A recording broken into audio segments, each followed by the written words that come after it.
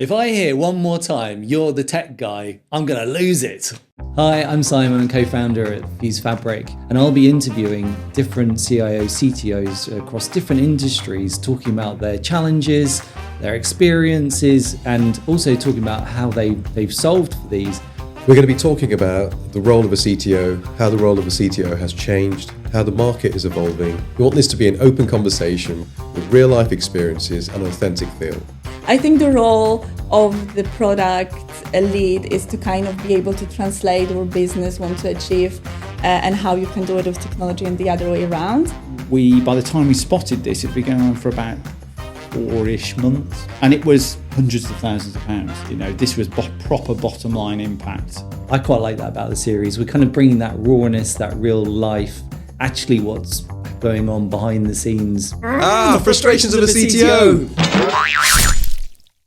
Hi, I'm Simon, co-founder at fusefabric. I've been a CIO, CTO for a lot of my career, and I've put this series together, the Frustrations of a CTO video series, to surface what it's like to be in a role such as a CTO and a senior leadership level from a technology perspective. So for the first episode, I'm here with PJ, my fellow co-founder at fusefabric, who also has a great CTO background as well. There are a lot of resources out there in industry, but essentially selling things to CTOs and buy this or come and look at this technology, but there's really nothing there to support and to vent, and to talk, to share experiences. Like I say, it is a lonely role, and you don't have peers in your businesses to really talk to. So bringing this cohort of people together, sharing these challenges, I think will be an invaluable resource for CTOs. So Simon, what are we going to be discussing in the series? Well, throughout this series, we've got a number of thought leaders from a technology leadership perspective that we're going to be interviewing. We're going to be discussing a lot of their challenges that they've experienced, they may be going through at the moment, and how they've overcome some of those challenges. So people can really get an insight into what it's like and really learn from those experiences as well. And I think that a lot of things get celebrated and talked about, and the wins get talked about, but actually behind the scenes, it's a really challenging role. There's a lot to go through. It can be quite emotional. It can be quite pressurized. There's lots of conversations going on behind the scenes. And I think it's just a really difficult role in modern organizations. And I think this series is all about surfacing those challenges, those conversations, those experiences, and trying to give the audience something to take away and to learn from the kind of people that we're going to be interviewing over the following series of videos. Previously, we worked as CTOs in our own right across various organizations, but also through fusefabric, we have had the pleasure of working with lots of CTOs across lots of different businesses through the services we provide. And some of the things we're going to be looking at is essentially seeing how the CTO role has changed across the years that we've been working as a CTO. So the challenges that we faced have changed, and the role we expected to perform has also changed. So you started at ASOS. You came into the technology team working on the data side. Correct. From memory. Yeah, I came in as a DBA actually, I think, and I came into a team of 2 other engineers, and I remember I hated the concept or the thought of managing a team. I remember I thought, no, I'm a techie, I'm an engineer, I love that. I'm never going to manage people, never going to get involved in all of that. And I remember Simon sitting me down at one point going, look, if you don't manage this team, I'm going to hire someone to be your manager. At which point I went, no, I'll do it. And that's how I started my journey into kind of leadership roles. Yeah, I remember that as well, because I sincerely remember that it was always everyone was always envious of the DBA or the DBA team, weren't they? Because you just had such a great leadership style, and genuinely you had a great, and you still do have a great leadership style and a way to build that culture within the team. It was always the team that had so much responsibility, took the responsibility seriously, but had a great time doing it at the same time. I always remember that people always looked up to that team, so that was a good experience. But then, where did you go from there? From that, I guess I transitioned into leadership, into architecture, but I really found delivering change was something I really enjoyed. So it's great. You actually can see something tangible for all your hard work. And one of my notable projects at ASOS was to deliver an entirely new business entity in China, including a whole new team, technology stack, and offices, etc. in China. It's done under a really tight timescale, and it was an incredible project. And I really enjoyed that type of delivery. Lots of complex problems, lots of challenges along the way, and using creativity to solve and simplify and overcome. So I think that's when I found that's where I really wanted to be. I wanted to be in a delivering change, business transformation, and those types of roles, as opposed to kind of just small tech changes and so on. Yeah, really making that difference. And as you say, those tough cross-cutting projects that just require that real transformation piece.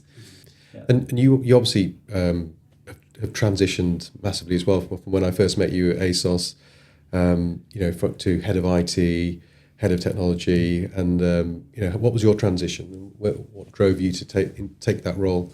Yeah, so I always started in software development prior to ASOS, so for the likes of John Lewis and others before that. And I came into ASOS, I was number 2, I think, in the technology team, started building out the platform for ASOS. But at that point, we're only for a few tens of millions as a turnover. There's only 40 people in the business. Really exciting times. Nobody knew what was lying ahead. The number of requirements grew. We had to grow the team, and I had successes and failures during the time. In terms of, I was there for 8 years, and successes and failures personally in terms of understanding what was going on around me, because I was quite a lot younger then. I'm not going to disclose my age, but a lot younger then, trying to work out. Okay, yeah, I'm still delivering. I'm still running the team. The team's delivering. We're doing okay. To suddenly we're under the water, heads getting dunked. There's so much pressure. There's so much going on. I need to now rise to that next level. I need to think about what the team's going to be like. There's new people coming in. I need to accept those people. I need to let go of things, not hold on to things. And sometimes I got it right, and sometimes I got it wrong. Like, I know that I can look back at that and I learn from those experiences, but. Ultimately, similar motivators, I think, to you in terms of delivering value. I love delivering value, still do today.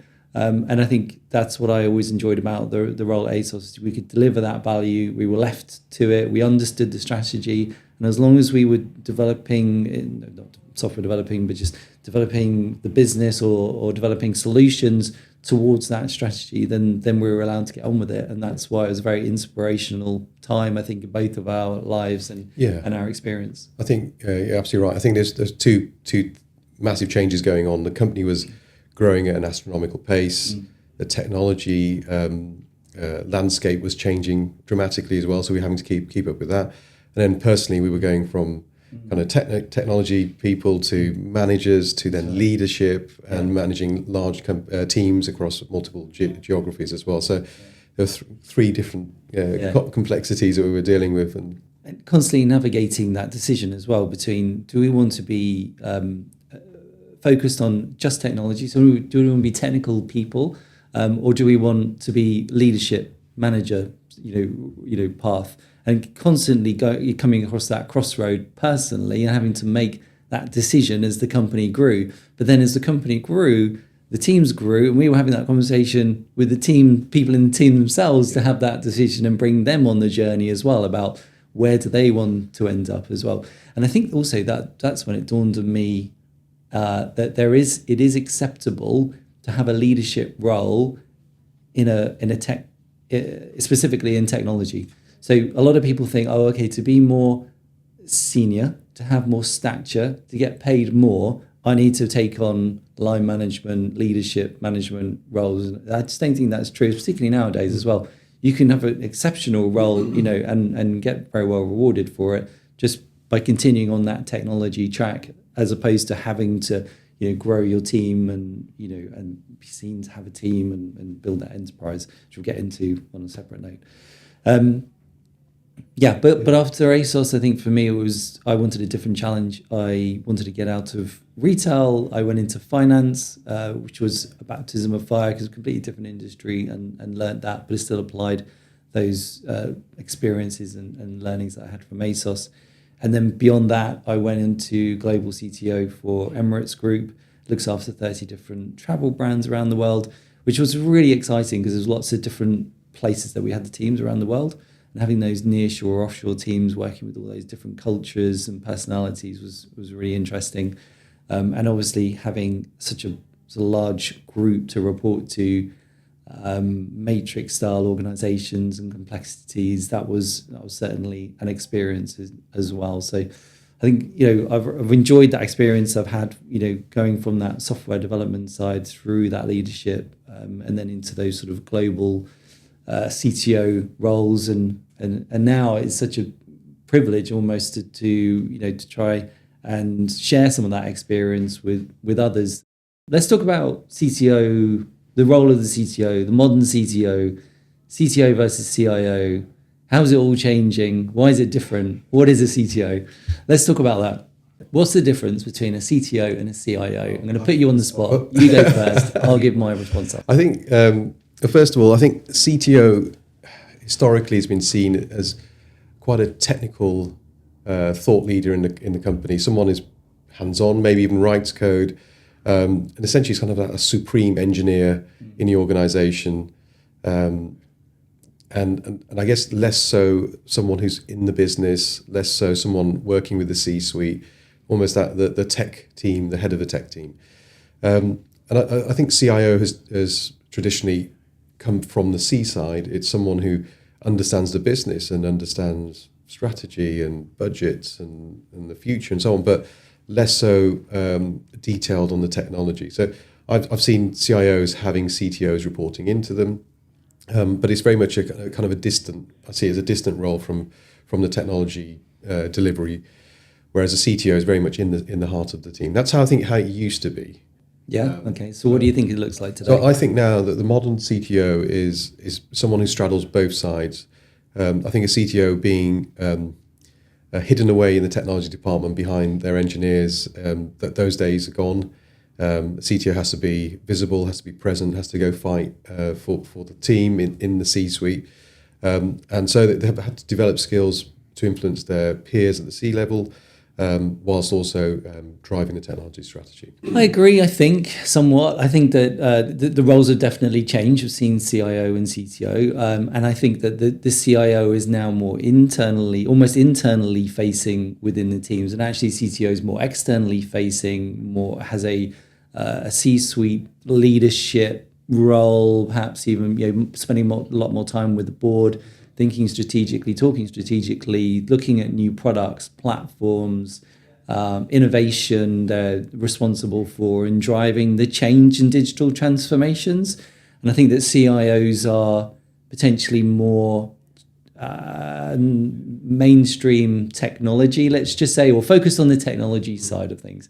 That's my view, but that's my experience. You also have an experience. And I think that thinking about this question, there's no right answer. Like, every organization is different. Everyone tackles it differently. There'll be people listening to this or watching this going, no, Simon, PJ, it's quite obvious. This is Google CIO says, and Wikipedia CTO. says. Yeah. Exactly. Yeah. But actually, in reality, they're really different because they're different because they need to align to the organization and the needs of an organization. And then perhaps there are some crossovers, some absolute basics of a CIO and CTO. But in my experience, these roles are tailored to the organization somewhat. It's what you do, it's not the title, right? That's the most important thing. Yeah. So when you start a new role as a CTO in an organization, what's one of the most frustrating ways that can start in terms of the expectations you hear or see from people within the business? I think it's commonly misunderstood role, the CTO's role, and quite quickly you can get shoehorned into a position of this is very much an internal techie role, and anything that has a technology spin to it falls into the CTO's remit, and it's quite easily you're forgotten and you're not seen as a strategic part of delivery for the business. So I think it's really important to set that objective, set that clarity that that the CTO's role is more than just printers and TVs. It's actually a strategic part of the business. You're right. And actually, for me, that's a really good one. For me, that is probably one of the most frustrating ways to start in a new role, or frustrating experiences that I've seen, is that you're just seen there to fix this, fix that, make that work, and you're not considered as somebody strategically positioned to help move the business forward, even though you have that experience. But it's not that you are not positioned like that across the business. There might just be one or two people that just don't get it. And it's those that really frustrate me, because everyone else gets it. And you got a couple of people that are like, oh, can you fix the printer? You're like, you just don't get it. You just don't understand the role of a CTO and how technology is moving businesses ahead, not there to fix, as you say, fix a printer. That's frustrating. Amount of times I've been told about Wi-Fi dead spots, or the remote not working, or the sound system's not working. God, frustrating. For me, the change in the way that CTOs are approaching their roles is that they are no longer trying to build their own empires, grow their own teams, develop the technology up from the ground up. What they're doing is they're changing their approach to say, well, and we talked about this before in other places, they're thinking about the build versus buy, and they're going to buy it all the time unless they really need to build it. So they're looking at platforms, and if they're looking at platforms, they're not building the technology, or they're only building small parts of the technology to where it creates that competitive advantage, or there's a gap in the technology, or they need to knit it together.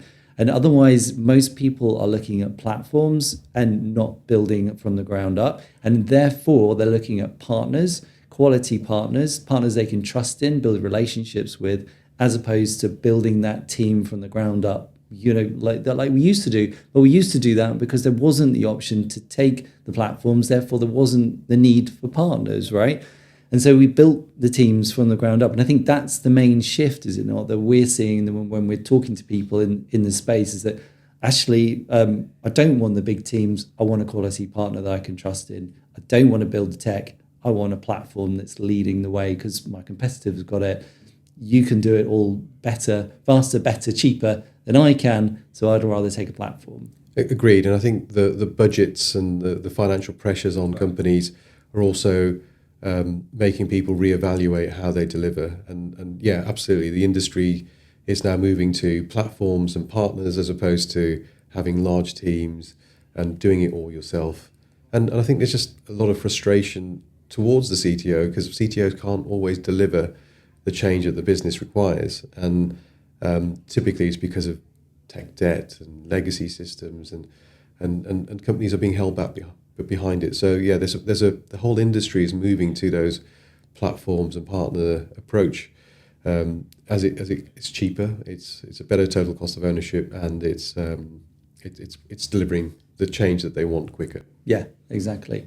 But there is still a place for technology teams, right? We're not saying that there's no place in the industry for teams of developers and testers and delivery managers, etc. There is a place for that, and that's either within that modern organization, as I said, to create that competitive advantage technology set, or perhaps integrate some systems together, or fill a gap where a platform doesn't deliver doesn't quite deliver to what's required. Or perhaps it's in a business that's actually developing the platforms themselves, or developing a product that is not available via a platform, and therefore needs a dedicated technology team in order to develop out the product, and doesn't have the luxury of taking a platform off the shelf, right? Yeah, absolutely. I mean, look, we love engineers. We have 50 plus engineers in our own organization. So absolutely, there's always a role for engineers, but using them in the right places where it's offering competitive advantage or solving problems that platforms can't solve. I think one of the most frustrating parts of being a CTO is you're trying to keep the lights on, you're trying to keep afloat, you're trying to do a transformation. There's always a transformation going on. Someone comes to you and says, why can't we just do this? Why can't we innovate more? When are we going full AI? We have to chuck in AI, right? Why can't we use this technology? Or why can't we just be more like our competitors. Frustrating, or Yeah, do you just absolutely. accept that? It's infuriating because you're spending 80% of your effort just trying to keep everything moving and delivering the backlog, and all your energy and teams are focused on that. And then someone quite rightly is going, we should be innovating, we should be doing, but the whole machine is geared on trying to develop and deliver on the BAU stuff, essentially. So it is frustrating, and we all want to be doing innovation. We all want to be looking forward, but there's so much responsibility on a CTO, from compliance, from making sure everything's secure, making sure it's performing, making sure people have got their appraisals done. There's so many different pressures on a CTO that they can't do that innovative side or really focus on it. And I think we would all like to be doing that, because we know there's a lot of value in unlocking some of this innovation. Yeah. How do you solve for that? How do you manage that expectation to the business around innovation? Is it just no? I'll get to innovation next year once we've done this replatform, or is it a cultural thing? Is it a priority thing? How do we solve for it? Yeah, I think the key thing here is bringing everyone in on the journey where you're at, and then essentially going, look, there is a finite capacity of energy and in this team. So how would you prioritize it? Yes, we could focus on innovation and do less of something else, or we can invest in innovation, bring people into to work on it, or essentially it's a question of priority, and there's only so much we can do as an organisation. Yeah. How would you deal with it? I think it's also a cultural thing. I think it's about creating space or time for the teams to just think and explore, either within the platforms that they're working in or new technology sets that are in the market or in the open source space, and thinking about okay, well, what's the art of the possible? I think it's just about giving the team the space to do it. It's amazing how much you can get back from those sorts of kind of experiences, events, or strategies from the team. Because there's so many people in the team, they've all got views, and a lot of them are very valid. And then trying to just you draw on the team's experience about, okay, well, how could we do this differently, or how could we solve for that? And it's not always about technology as well. People always I think that innovation's about a new technology, AI, we must do AI or something. Actually, it doesn't have to be that. It could be process related. It could be, why are we spending time, wasting our time on this specific way of doing something within the business. It doesn't have to be within the technology team. So I think that there's multiple ways I think the team can contribute to it. I think it's a cultural thing as well as as you say, a business priority. Yeah. And I think so. You're talking about things like hackathons and session, giving people time within, let's say, sprints or delivery to think about ways of working and improving ways of working as well. Yeah, and I don't think that innovation just comes from agreed. And I don't think it just comes from the technology, like the technologists. I think everybody has a view, and all those views need to be listened to, because all of them will contribute to some form of innovation. But sometimes when innovation or change can't happen fast enough, what you do find in organisations, which I think is another frustration of both of ours, is the shadow IT, right? I'm not going to say it. Well, I won't say it because, but there's a particular department I think that everybody knows about in an organisation that do go off and purchase systems and then tell technology teams, well, we just bought this system. It needs to be integrated to all these other systems. And you're like, what? Where did that come from? How was that even possible? Yeah. Again, frustrating, or do you just accept it? It's massively frustrating, but you're also sympathetic to why are they doing that? Why are they having to go around technology to bring in this functionality? Essentially, it's because they can't wait, right? And it's not coming fast enough. So I think we need to be aware that that these companies, these teams, these departments also have pressures that they're facing. They also need to deliver targets, and they're not going to wait behind a large roadmap. So you've got to find ways to help support that as well. Yeah, no, agreed. I think that's a really good word, supporting that, because if you ask the question why, as you say, why have they done that? What are they trying to achieve? and actually understand that they need to achieve that goal and objective. Well, actually, you just need to get behind it and support it. I think another version of that is acquisitions and mergers and acquisitions.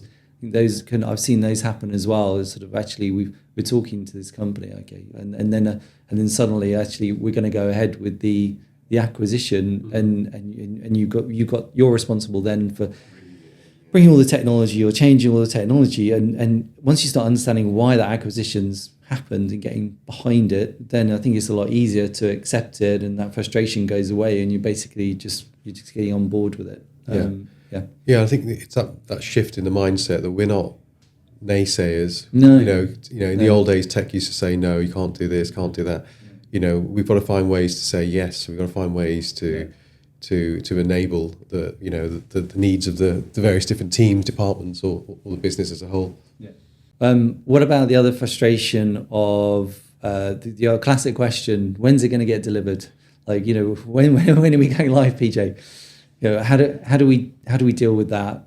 Why is that happening? So why do those questions happen, like from the side? What do you think is going wrong if those questions are being asked like that, sort of just randomly? Or when's this going live? What do you think we might not have right? I think there's a perception and a history of tech projects overrunning, right? And it does happen more often than we would like, right? So I think there is a cause, there's a reason why we get asked, when's it going to happen? Is it going to happen on that time? So delivering change is difficult, and you can understand why people are skeptical across the organisation. So I guess the question is, how do we deal with that skepticism? In terms of how do you give confidence that the timelines are thought through and are achievable, and the budget is achievable?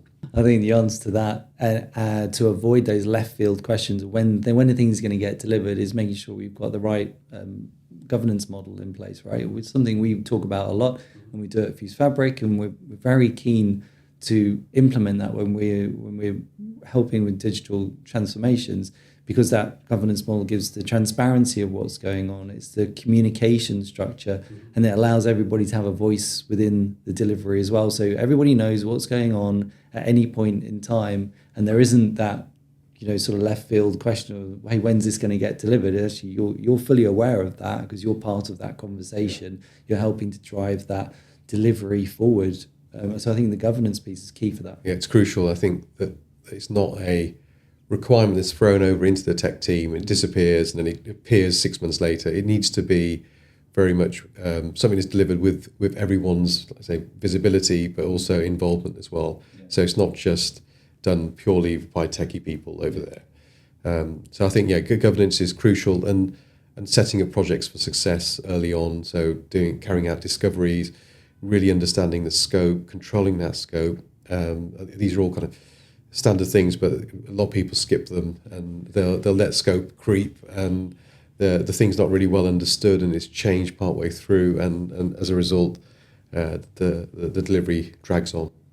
Something else you're touching on there as well, which is when projects get started up within organisations, if people start thinking, oh, here we go, technology project, it's in IT, they've got to deliver, it's an IT project.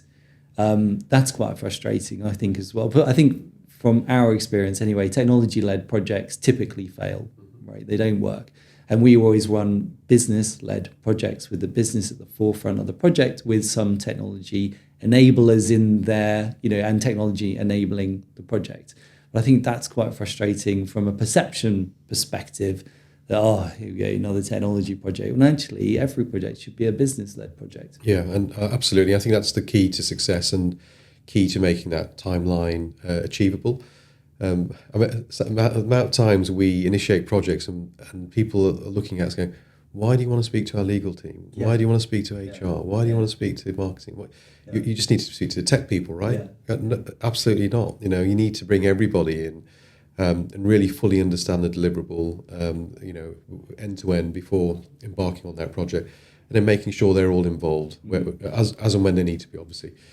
And I think we do it so often now, and it's just our norm. But sometimes we still come across organisations that surely you just need to speak to my developer, right, to do this thing. It's like, absolutely not. And if question to you, I guess, is if we came across an organisation and they only wanted us to work with tech, would you sign up to deliver a large transformation? Yes, no, maybe. I think it's a question of a few more conversations with them. Can we work with them and sort of educate them and get them into a space where they start to accept that, these replatforming, these digital transformations are going to require a lot of business focus. And as I said, the technology is an enabler for that. And I think it's just about having quite a few conversations with them, get them on that journey, help them understand how the project will be run and why we need the business, at the forefront of the decision-making process, and how technology will then enable the project. And I think we've yet to fail on that path, right? We have taken some people on some pretty extreme journeys to get them there, and we've been successful and it's worked.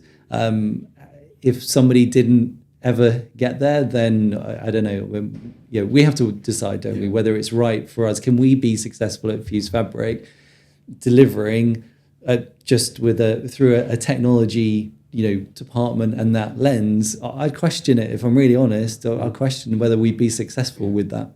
And I think it's something you're talking to without calling it out. It's actually, and it's quite frustrating when you don't have it. It's influence, and how important influence is in being successful as a CTO. And if you can't influence your peers and bring them on that journey, then the projects are set up for failure right from the beginning. So I think influence is critical. Well, if you can't get time from the business and you can't get time from your peers, as you say, at a C-suite level, you can't get the decisions, and you need the decisions, right? To be successful in delivery, you need to be able to make decisions, and you need to be able to make them quickly, and involve people in the decisions, and then communicate those decisions. And if you're tucked in a box in technology team and you're not able to have other people help you with those decisions, or you're making the decisions, which is really wrong, you're not set up for success. I don't see how you can do it. I remember. Do you remember the old days when tech teams used to say, "The business will never approve this. They'll never agree to this. They'll never." And it was so frustrating because you haven't even asked. You haven't challenged, and you're making problems that don't exist or could be dealt with just through a conversation. And how many times by having that business transformation set up properly, you can challenge the ways of thinking of the entire business, and and not hiding behind the word "the business." I really hate that. Yeah, no, agreed. Yeah, I hadn't spoken to the business, just made that assumption, and therefore scope is huge. Scope can't change. Scope is huge because that's the way that we do it today. And we haven't even bothered to go and speak to the business. It's just like, no, you have to go and ask those questions. Yeah. As you say, 9 times out of 10, the business will listen to it, accept it, be involved in the conversation, and perhaps make a very different decision that you were expecting. And actually, suddenly everyone goes, oh, okay, that's great. We can move forward then, because now we don't need to do this particularly, difficult piece of the project. It doesn't drive the value that we thought it was going to drive. And we actually find that we did this recently with a very large retailer. Lots of really talented product owners, BAs, technical people, and they're all making decisions on behalf of the business without actually really involving them in the process. And we encouraged them to use steering, and steering was essentially the C-suite. And the C-suite loved it. They loved the challenge of going, right, if we carry on as we are, it's going to take more time, it's going to cost more money. And we could simplify it, and they loved it. They loved that challenge. That changed their culture. That changed their culture, didn't it? Because, as you say, the product owners they had a culture of the product owners making decisions on behalf of the business. And some of those, culturally, those decisions weren't normally communicated to the business. They were probably just talking more strategically, as opposed to some of the lower level detail that actually makes up that strategic direction, let's say. And then through that project and through our model and surfacing all of those decisions that the product owners were making, we just sat back. I remember we sat back and we just watched the C-suite actually challenge those product owners and go, well, hold on. I know that this is the direction we want to go, but actually, I don't think we need to do this particular thing that you've made the decision on. So in a constructive way. Yeah. And I think that then suddenly brought that gap a lot closer together, didn't it? And it's a real way to tackle that frustration that CTOs have is share the problem wider in the organisation, it's not all on you. You're not on your own. Actually, bring your peers in, and you'd be surprised at how much creativity there's across the business. Before we run to it'll never happen. We can't do it. No one's going to agree to this. It's not always your decision. That's why the governance is so critical. I think that leads on to another frustration as well, that it's not your decision. Absolutely right. It's not your problem to deliver for everybody and what everybody's asking you to deliver on, right? Because everybody comes to you as a CTO. You're in the middle of the business, the ecosystem, the enterprise, whatever you want to call it. You're in the middle, and you've got demands coming at you from every single area of the business. And every other area of the business is quite lucky because they don't have those demands from every area of the business. And yes, there are some that have demands from many areas, but not all the areas. The technology is always at the middle and having all of it. And that sometimes I think that CTOs can drown in that place because they're just trying to yep, I'll deliver that. Oh no, I've been told I've got to deliver this. Or, oh, so-and-so wants to deliver that. And actually, when you start to internalize that problem, I think that's quite a dangerous path to go down. Yeah. And actually, come back to your point, sharing the problem. And the problem is I'm being asked to deliver too much for what the budget I have or the team size that I have or the partners that I have. And this is my problem. And I need you to help me solve that problem by deprioritizing some of these initiatives that you've asked me to deliver on. Yeah, I think that's a key one that I can really resonate that one. I can talk about that one for a long time about how to solve that. And I've solved that before by putting everything, by literally just getting everything into one list, right? One really high level list of all the demands of the business, and showing that to the C-suite. And it's shocking because none of them know, because they only know their asks of what they're like, well, I'm only asking for this and I'm only asking for that. Yeah, but when you add them all up, because I have to deliver all of it and put it all in front of a C-suite, they're quite shocked. And that then sparks the conversation. Okay, well, what should we do? What is the priority? Because I can deliver all of this, but I just need you to double or triple your budgets, which you're obviously not going to do. Yeah. So therefore, what are the priorities? Suddenly, once you put that out to that group of people, you can step away from that conversation somewhat, because they need to debate. You're part of that debate because you're helping to input, but they need to debate what are the strategic priorities. What is it that you want Simon and PJ to deliver, rather than you as the CTO to go, yep, I'll try and deliver that. I'll try and deliver this project. And also, below the waterline, you've got all this tech debt, legacy systems, compliance, keeping the lights on and stuff. You still have to do as well, right? So you need to see at the table in terms of the list and the priorities. You're absolutely right, because you need to have your technology initiatives on there as well, as you say, to keep the lights on, BAU work, continuous improvement, whatever you want to call it. There has to be an element of capacity to deal with those sorts of initiatives. Yeah. But I think just surfacing that is really a good point. Sharing your problems with your peers and the business is probably one of the best things you can do as a CTO. It's quite hard, it's quite revealing, but you're not saying I can't do it, like help, but you're saying it's a very different conversation. This is everything you're asking for. I can do it.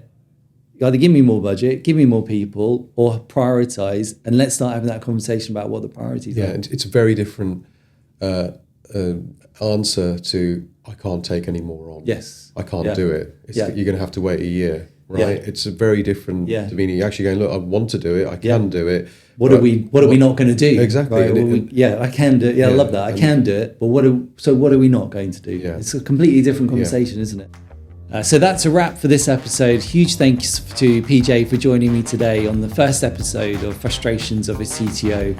If you liked what you heard today, then please like the video on LinkedIn, subscribe on our YouTube channel, and hopefully you're looking forward to the next episode of Frustrations of a CTO. Frustrations of a CTO!